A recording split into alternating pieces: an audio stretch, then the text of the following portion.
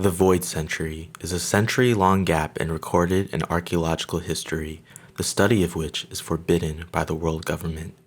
The events of this period are so important and relevant that by learning them, one is said to become aware of the true history of the world. These events occurred 900 to 800 years before the current storyline. The only things left behind from this century are the poneglyphs, massive cubes made out of indestructible stone scattered across the islands of the world. Each poneglyph tells a piece of history long forgotten.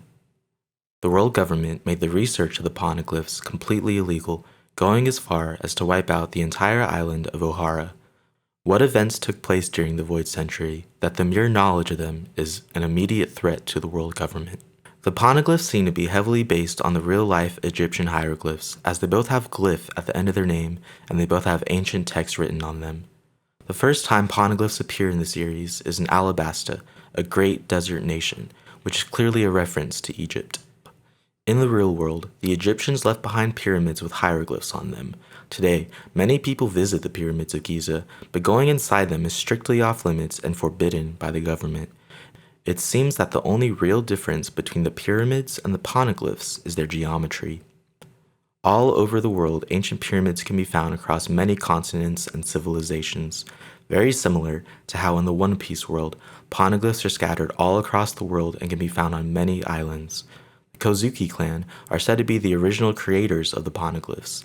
They built them at the end of the Void Century so that the knowledge of the past could survive into the future.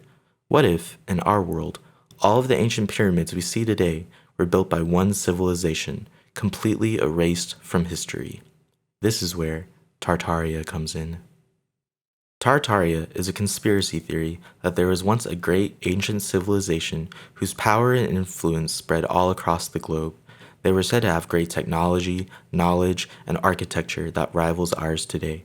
But then for some reason, either a war or apocalyptic event, they were completely wiped out and erased from history, the only remaining evidence being the monuments and architecture they left behind. Sound familiar? The greatest evidence for the Tartaria conspiracy are old maps left behind that clearly show Tartaria written on what is now modern-day Russia. Yet we never learn about Tartaria in history class. In fact, I doubt many history professors have even heard about Tartaria. So what does this have to do with One Piece? Well, the ancient kingdom is said to be a great civilization that existed in the past with technology that rivals our own and even access to the ancient weapons.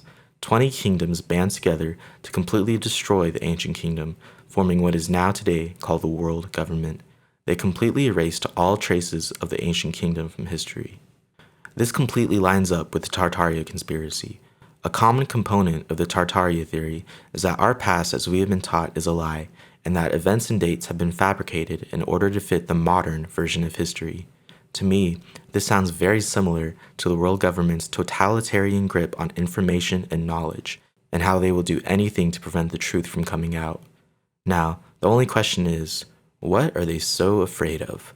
What happened during the Void Century that was so colossal that the mere knowledge of it is a threat to the existence of the world government?